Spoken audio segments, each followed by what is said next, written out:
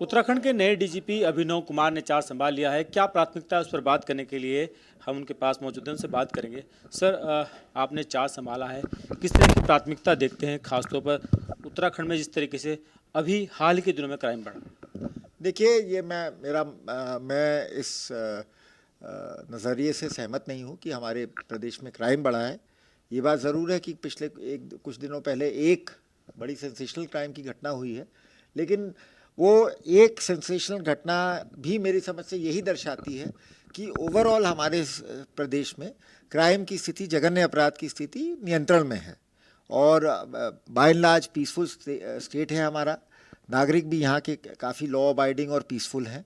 ठीक है, कई बार बाहर से अपराधी आते हैं, बड़े बड़े गैंग्स, इंटरस्टेट गैंग्स हैं जो यहाँ भी घटना को अंजाम दे देते हैं और उन घटनाओं को निश्चित रूप से हमारे लिए एक चुनौती है और पुलिस उनका डट के उनका खुलासा कर रही है, उनकी रोकथाम के लिए प्रयास भी कर रही है। लेकिन ओवरऑल मैं कहूँगा कि क्राइम की जो यहाँ हमारे यहाँ स्थिति है ऐसी ही चिंताजनक नहीं है। पर्यटन की दृष्टि से और चारधाम यात्रा की दृष्टि से किस तरह की चुनौतियाँ देखते हैं? देखिए, चारधाम यात्रा हो गया या पर्यटन हो गया, ये दोनों एक हमारे लिए निरंतर चुनौती है। चारधाम यात्रा हर साल चलती है अप्रैल से अक्टूबर या कई बार नवंबर तक, तो वो एक परमानेंट चुनौती है हमारे लिए। और अब जिस तरह से पहले तो सिर्फ गर्मियों में पहाड़ में पर्यटन होता था, अब आपने देखा है अब तो लगभग 12 मास जो है भीड़ रहती है।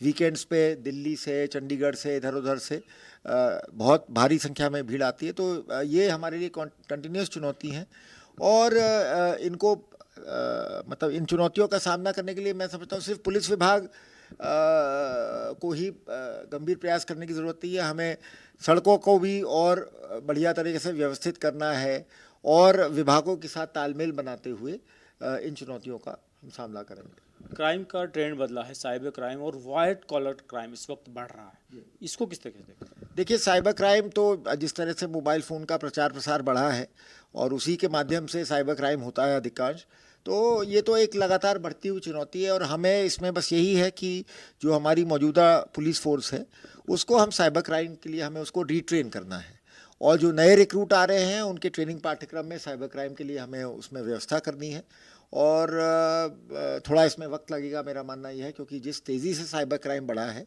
शायद हम उतनी एकदम से अपनी पूरी पुलिस फोर्स को एक साथ उसके लिए ट्रेन ना कर पाएँ। लेकिन हम जो कार्य योजना बना रहे हैं तो मेरा मानना यह है कि अगर बिल्कुल निकट भविष्य में तो नहीं, लेकिन 1-2 साल में हम साइबर क्राइम से मतलब साइबर क्राइम की चुनौती का सामना करने के लिए बहुत बेहतर तरीके से प्रिपेयर्ड होंगे। तो ये थे नए डीजीपी अभिनव कुमार, जिनका कहना है कि जिस तरीके से अपराध बढ़ रहे हैं या नए नए तरह के अपराध आ रहे हैं, उनसे निपटने के लिए कार्य योजना तैयार करेंगे और जल्द ही इस तरह के अपराधों में कमी आएगी। नासिर हुसैन, खबरें अभी तक, देहरादून।